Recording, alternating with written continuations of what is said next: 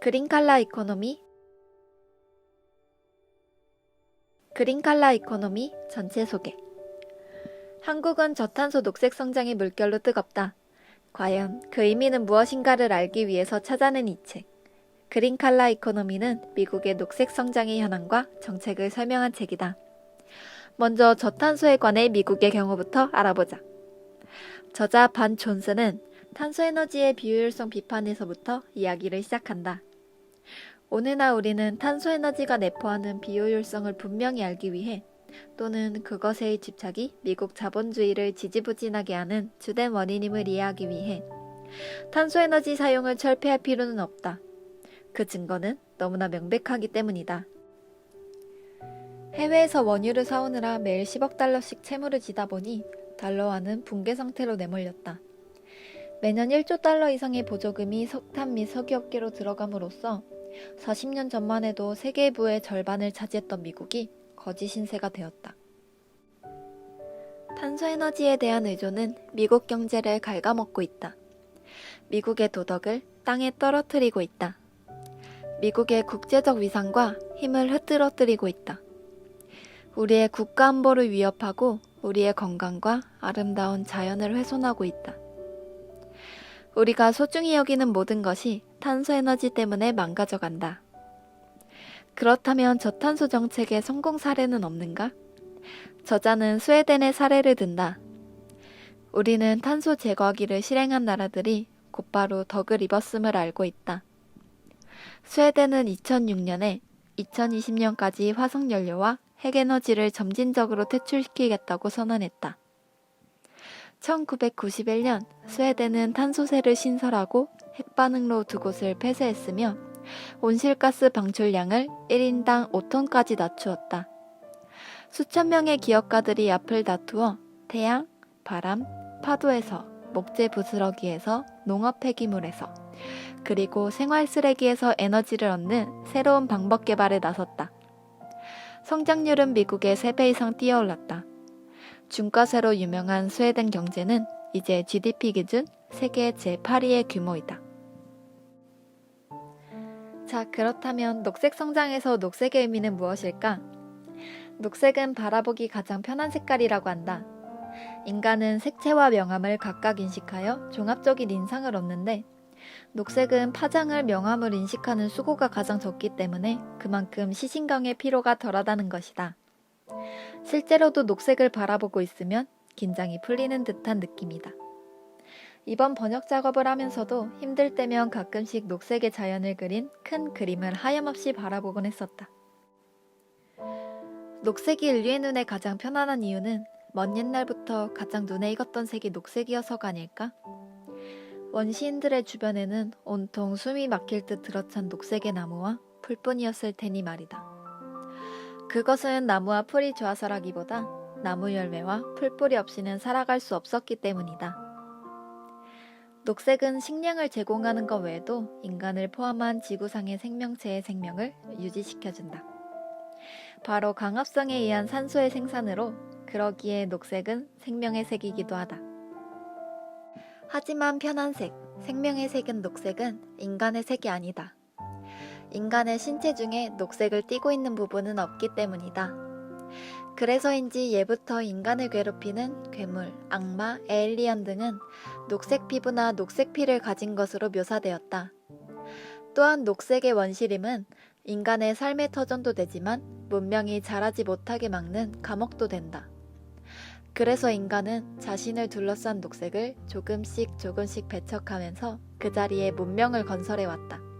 이런 녹색을 상징색으로 해서 저자는 그린칼라를 경제적 개념으로 등장시킨다. 블루칼라, 화이트칼라에 대비되는 그린칼라란 무엇인가? 보다 환경 친화적이도록 업그레이드된 블루칼라.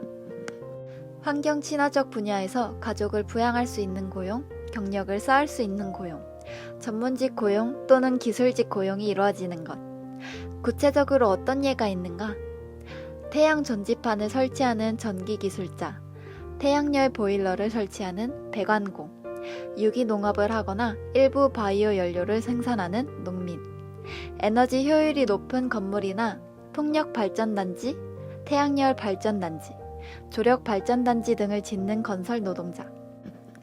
언뜻 보면 이상하지만 저자반 존스의 주장은 환경 문제가 해결되기 위해서는 NGO나 각선자들의 운동이 아니라 일반 노동자들의 경제활동으로 환경 문제가 해결되어야 한다는 것이고, 또 환경은 새로운 일자리를 창출할 수 있다는 주장이다. 조금 더 예를 들면 그린칼라 노동자들이 건물주를 위해 다른 일을 해준다. 히터를 담요로 싸기, 단열재 사출하기, 구멍 메우기, 금강고 떼우기, 낡은 전자제품 고치기, 낡은 창틀을 이중 유리창으로 바꾸기 등등. 또 다른 그린테크 항목에는 사다리, 렌치, 망치, 도구 벨트, 미끄럼 방지 작업용 부치 등이 들어간다. 이것이 태양 전지판을 매일 설치하는 사람이 쓰는 우주시대 장비다. 저자반 존스가 정의하는 그린칼라 직업이란 이런 것이다. 가족을 부양할 수 있는 고용 또는 경력을 쌓을 수 있는 고용으로서 직접적으로 환경의 질을 지키거나 높이는 일자리. 종래의 블루칼라 직업처럼 그린칼라 직업도 미숙련 하급직에서 고숙련 고임금직까지 다양하다. 자, 이제 두 가지 종류의 미래를 한번 바라보자. 하나는 상승하는 기온, 높아지는 해수면, 그리고 잦아지는 폭력 속에 뜨겁고 자원이 바닥난 세계다. 다른 하나는 유기농산물의 수확이 늘고 태양 전지판이 즐비하게 늘어서고 국가 간 협력의 깊이가 날로 깊어지는 녹색의 풍요로운 세계다. 이런 갈림길에서 우리는 어떻게 환경 문제를 해결해야 하는가? 모두에게 공평한 보호를 하고 모두에게 공평한 기회를 주고 모든 생명체를 존중하는 세 가지 일을 통해 사회를 향상시키는 환경주의를 배워보고 싶을 때 꼭 한번 읽어보길 바란다. 지은이 반 존스에 대하여. 그린포올의 설립자이자 의장이다. 인권 및 환경 분야의 젊은 권위자로 인정받으며 미국 내에서뿐 아니라 국제적인 명성을 쌓아가고 있다. 미국 민주당의 싱크탱크인 미국 진보센터의 수석 연구원으로 재직 중이다. 그의 베스트셀러인 그린칼라 이코노미는 미국 민주당의 500만 개 일자리 창출 정책의 아이디어를 제공했다. 2007년에는 녹색 일자리 법안을 민주당 지도부와 함께 입안 통과시킨 바 있다. 리복 국제인권상 등 여러 상을 수상했고 록펠러 재단이 선정한 차세대 리더십에 세계경제포럼이 선정한 젊은 글로벌 리더에 뽑히기도 했고 타임은 그를 2008 환경영웅으로 선정했다. 책의 내용과 서평. 뉴올리언스의 카트리나가 가르쳐주고 간 것. 허리케인 카트리나의 악몽. 어느 날 무서운 일이 벌어지고 말았다. 그리고 그 비극은 온 세상에 우리가 얼마나 어리석은가를 폭로했다. 2005년 8월 말 TV를 켠 우리는 미국의 도시가 물에 잠긴 모습을 보고 충격에 빠졌다. 허리케인 카트리나가 뉴올리언스를 수몰시키고 멕시코만의 대부분도 그렇게 함으로써 수천 명이 죽고 수만 명이 집을 잃었다. 이 태풍의 피해는 부실한 제방 때문에 더욱 커졌다. 하룻밤 사이에 홍수가 이 빛나던 국제도시를 휩쓸어버렸다. 이는 가늠할 수 없는 일, 진실로 상상할 수 없는 일이 벌어진 것이었다. 생존자들이 물에 잠긴 폐허에서 살아남으려고 발버둥치고 있을 때 아무도 오지 않았다. 첫날에는 아무도 안 왔고 둘째 날에도 안 왔으며 넷째 날, 다섯째 날에도 마찬가지였다. 결국 마지막에는 절망적이고 굶주리고 공포에 짓눌린 사람들이 슈퍼돔에 빼곡히 들어찬 모습, 아기를 안고 지붕 위에 올라서 미국 국기를 흔드는 모습을 보게 되었다.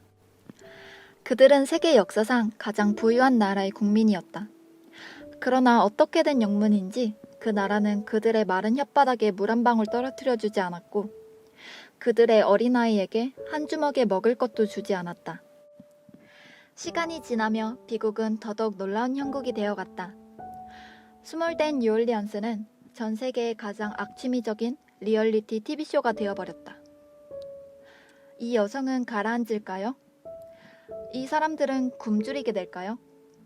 이 아기는 이유식을 먹어보긴 했을까요? 이 가난한 흑인 중에 카트리나가 지나간 후에도 살아남을 사람이 몇이나 될까요? 채널을 돌리지 마십시오. 곧 돌아오겠습니다. 광고 뒤에. 세계는 믿지 못할 눈으로 바라보았다. 진실이 차츰 명료해졌다. 한때 자랑스러웠던 도시의 시민들이 오로지 자유시장 경제식, 대피 계획의 운명을 맡기고 있었다. 승용차를 소유한, 그리고 쓸만한 신용카드가 있는 사람들은 달아날 기회가 완전히 주어졌다. 하지만 승용차가 없거나 신용카드나 저축계좌가 없거나 이틀치 일당을 쓰지 않고 모아야 연료통을 채울 형편이 되는 사람들은 혼자서 홍수를 감당해야 했다. TV 토크쇼의 출연자가 이 사태를 어떻게 설명하든 리얼리티는 아플 정도로 단순했다. 가공할 홍수가 왔다. 그리고 미합 중국은 그 가난한 국민들, 피부색이 검은 국민들, 장애인들, 노약자들을 헤엄치든지 가라앉든지 내버려 두었다. 이라크 전쟁에 온통 신경이 가버리는 통에 결과는 하나로 나왔다. 기초적 위기 관리 기능을 완전히 결여한 정부. 이 나라가 받은 충격은 총체적이었다. 부시 행정부의 지지율은 그 주에 급락했고 다시는 올라가지 않았다. 15개월 뒤 미국 국민은 투표소로 걸어들어가 14년간의 공화당 지배의회를 끝장냈다. 그리고 워싱턴은 6년간의 공화당 단독 지배체제에서 풀려나게 되었다. 카트리나를 직접 언급한 정치인은 아무도 없었다.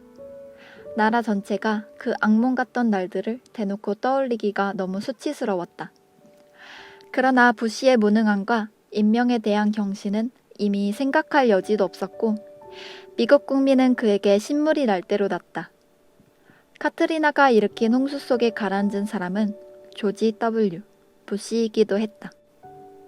그러나 카트리나의 희생자들을 방치했던 정신은 아직 제대로 근절되지 않은 채로 남아있다. 기후혼란과 자원고갈의 시대에 우리 사회는 위험에 처할 때가 더 많아질 것이다. 따라서 홍수의 시대에 우리는 휠체어에 있는 사람에게 헤엄치든지 가라앉든지 라고 말하는 따위의 철학은 집어치워야 한다. 우리는 대신 이러한 원칙을 가슴에 새겨야 한다. 우리는 하나다. 언제 어떤 일이 닥치든지. 그런 마음을 바탕으로 우리는 모두에게 공평한 보호를 보장한다는 원칙을 바로 세울 수 있다.